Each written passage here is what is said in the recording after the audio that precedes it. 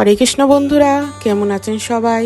শান্তি servant of কৃষ্ণার আরেকটি নতুন ব্লগে আপনাদের সকলকে স্বাগত জানাই। তো আজ ছিল বলরাম জয়ন্তী, কৃষ্ণের দাওয়ের জন্মদিন। তো সেই কারণে সকালবেলা ভগবানের ভোগ রেডি করার জন্য চলে এসেছি। তো আজকে সকালবেলা প্রথমে বানিয়ে নিচ্ছি দুধের পায়েস, চাল দিয়ে পরমান্ন বানিয়ে নিলাম। তো প্রথমে দুধ দিয়ে দিয়েছি, আর আমাদের গ্যাসটা হঠাৎ করে শেষ হয়ে যাওয়ার জন্য আজকে পুরো রান্নাটা তাই ইন্ডাকশানেই করছি। আর দুধটা ফুটে যাওয়ার পর চিনি দিয়ে দিয়েছিলাম। এবার পায়েসটা প্রায় রেডি হয়ে গেছে, একটু দিয়ে দিলাম পিওর গাওয়া ঘি। তো পায়েসটা হয়ে গেছে, পায়েসটাকে নামিয়ে নিয়ে কিছুটা মুগ ডাল সেদ্ধ করে রেখেছিলাম। তো সেই মুগ ডালটাকে ফোড়ন দিয়ে দিলাম, একটু জিরে, একটু শুকনো লঙ্কা ফোড়ন দিয়ে দিয়েছি। ডালটা ফুটে যাওয়ার পর একটু শুকনো লঙ্কা দিয়ে দিলাম। আর ডালটা যখন সেদ্ধ হয়েছিল তখনই নুন আর হলুদ দিয়ে সেদ্ধ করে নিয়েছিলাম। এবার করবো আজকে 5 রকমের ভাজা। তো সেই কারণে কড়াইতে তেল দিয়ে আলুটাকে ভালো করে ভাজতে দিয়ে দিয়েছি। আর প্রত্যেকটা ভাজাকেই প্রথম দিকে নুন আর হলুদ মাখিয়ে রেখেছিলাম। তো সেই কারণে কিছুক্ষণ রাখার পর তারপর সাদা তেল দিয়ে সবগুলোকে ভেজে নিচ্ছি।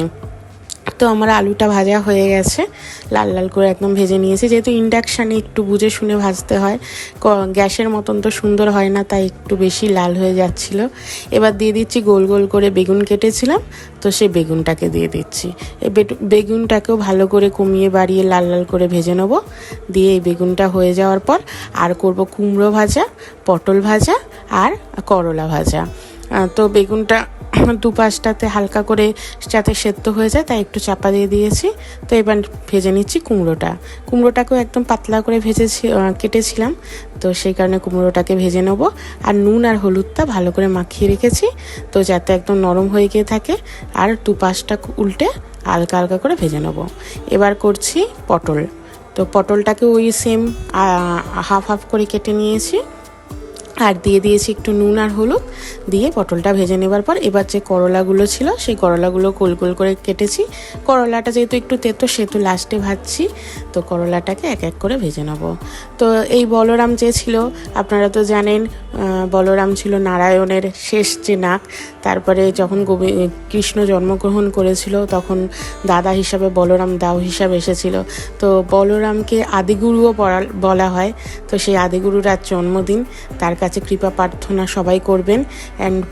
এবং বলরাম কাছে যদি কেউ কিছু কৃপা প্রার্থনা করে, বলরাম সেটা সম্পূর্ণ করে দেওয়ার চেষ্টা করে। তো কথা বলতে বলতে পুঁই শাক করেছি আজকে কুমড়ো দিয়ে, আলু দিয়ে, রাঙালু দিয়ে। তো সেই পুঁই শাকটা করে নিয়েছি। এবার করছি মৌরি পটল। এই মৌরি পটলের পুরো রেসিপিটা আমার চ্যানেলে দেওয়া আছে, আমি ডেসক্রিপশানে লিঙ্ক দিয়ে দেবো, আপনারা চাইলে পুরোটা দেখতে পারেন। তো পটলটাকে লম্বা লম্বা করে পটল ভাজার মতন করে কেটে নিয়েছিলাম। আর আলুটাকেও বড় বড় গোল গোল করে কেটে নিয়েছিলাম। তো সেইগুলোকে দিয়েই এই মৌরি পটলটা করব। তো তেলেতে একটু শুকনো লঙ্কা, একটু তেজপাতা, আর যেমন ওই মৌরির যে মশলাটা, যেটা আমার বড় ভিডিওতে আছে আপনারা দেখলে বুঝতে পারবেন, সেই মশলাটা দিয়ে দুধ দিয়ে একটুখানি নাড়িয়ে নিলাম।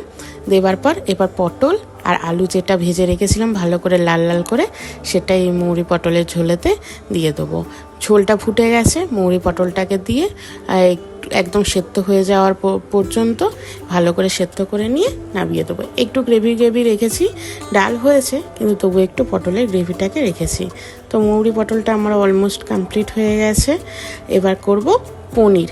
তো আজকে একদম ঝাল চটপটা পনির একটা বানাবো, সেই কারণে একটু কালো জিরে, একটু কাশ্মীরি লঙ্কা আর একটু আদা দিয়ে দিয়েছি। আর এটা অনেক কিছু আইটেম যায়, ক্যাপসিকাম, টমেটো, তারপর একটু নুন দিয়ে দিলাম, একটু হলুদ দিয়ে দেবো, দিয়ে ভালো করে ভাজা করে নেব। তারপর এটার মধ্যে একটু টমেটো সস দেবো আর একটু সয়া সস দেবো। এই যে টমেটো সস আর সয়া সস এইগুলোই কিন্তু নো অনিয়ন নো গার্লিক, আমি এগুলো মায়াপুর থেকে নিয়ে আসি। তো ওইগুলো দেওয়ার আগে একটুখানি জিরে গুঁড়ো দিয়ে দিয়েছি, একটু ধনে গুঁড়ো দিয়ে দিয়েছি। আর এটার মধ্যে যাবে টক দই। টক দইয়ের সাথে আপনারা চাইলে পোস্ত, চারমগজ, কাজু কিশমিশও বেটে দিতে পারেন, কিন্তু আমি আজকে শুধু এখানে টক দইটা দিয়েছি। তো টক দইটাকে মিক্সার গ্রাইন্ডারে একটুখানি ঘুরিয়ে নিয়েছি যাতে ভালো করে ফেটে গিয়ে থাকে। আর পুরো রান্নাটাই কমিয়ে কমিয়ে করব যাতে টক দইটা না কেটে যায়। এরকম বড় বড় লম্বা লম্বা করে পনিরগুলোকে কেটেছি, সেইগুলোই এখন দিয়ে দিচ্ছি। পনিরগুলোকে আর আলাদা করে ভাজি না, এই চটপটা পনিরের জন্য পনিরটাকে আর আলাদা করে ভাজতে হয় না। কিন্তু খেতে খুব সুন্দর হয়, একদম টক ঝাল মিষ্টির মেলবন্ধনে এই যে রান্নাটা সেটা খুব সুন্দর হয়। তো হয়ে গেছে, একটু অল্প ফোটালেই হয়ে যায়, খুব তাড়াতাড়ি রান্নাটা হয়ে যায়। আর ওপর থেকে একটু ধনেপাতা দিয়ে দিয়েছি। এবার যে ভগবানের চেয়ে আজকে ভোগের থালি স্পেশাল, বলরামের জন্মদিন, দাওয়ের জন্মদিন বলে কথা, তো সেই থালিটা সাজাতে চলে এসেছি। তো প্রথমে থালা দিয়ে দিয়েছি, তার মধ্যে সাদা অন্ন দিয়েছি, আর 5 রকমের যে ভাজাটা, করলা ভাজা, পটল ভাজা, কুমড়ো ভাজা, আলু ভাজা, বেগুন ভাজা দিয়ে দিলাম। আর একটা বাটিতে একটু শসা আর গাজরকে ছোট ছোট করে কেটেছিলাম গোল গোল করে, সেটা দিয়ে একটা কাঁচা লঙ্কা দিয়ে দিয়েছি। আর দিলাম একটা বাটিতে মুগ ডাল, যেটা আমি ভালো করে সেদ্ধ করে রেখেছিলাম, ফোড়ন দিয়ে দিয়েছিলাম। আর এটা হচ্ছে পুঁই শাকটা নামানোর আগে বেশ একটুখানি নেড়ে নিয়েছিলাম যাতে পুরো মাখো মাখো হয়ে যায়। আর এটা হচ্ছে মৌরি পটল, তো সেটাও বাটিতে দিয়ে দিলাম। আর এই বাটিটাতে দিচ্ছি চটপটা ঝাল পনির। তো এটা দিয়ে দেওয়ার পর আর বানিয়েছিলাম আজকে একটু আমড়া দিয়ে চাটনি। তো আমড়াগুলো নরম ছিল তাই 4 ভাগ করে নিয়েছিলাম। তো সেই চাটনিটাও দিয়ে দিয়েছি। আর দিচ্ছি একটা বাটিতে ওই যে দুধের পরমান্ন বানিয়েছিলাম সেটা। আর প্রত্যেক দিন প্রসাদের ওপর একটু করে ঘি দিতে হয়, সেই ঘিটা দিয়ে দিলাম। আর একটু তুলসী পাতা দিয়েছি, দিয়ে ভগবানকে ভোগ লাগাবো। আর এই যে পাঁপড় দিয়ে দিয়েছি, পাঁপড়টাও করেছিলাম। আর 5 রকমের মিষ্টি দিয়েছি। তো আজকে এটাই আমার ভগবানের ভোগের থালি। আর আমার ভগবান দর্শন করুন, দেখুন আজকে গোপালকে একটা সাদা কালারের ড্রেস পরিয়েছি। আর এখানে গৌর নিতাইটাকেও রেখে দিয়েছি। তো আজকের ভিডিওটা এই পর্যন্তই। যদি কিছু ভালো লেগে থাকে তাহলে অবশ্যই কমেন্ট করে জানাবেন, আর একটা লাইক করে দেবেন ভিডিওটা। দেখা হবে পরের আর একটা নতুন ভিডিও নিয়ে।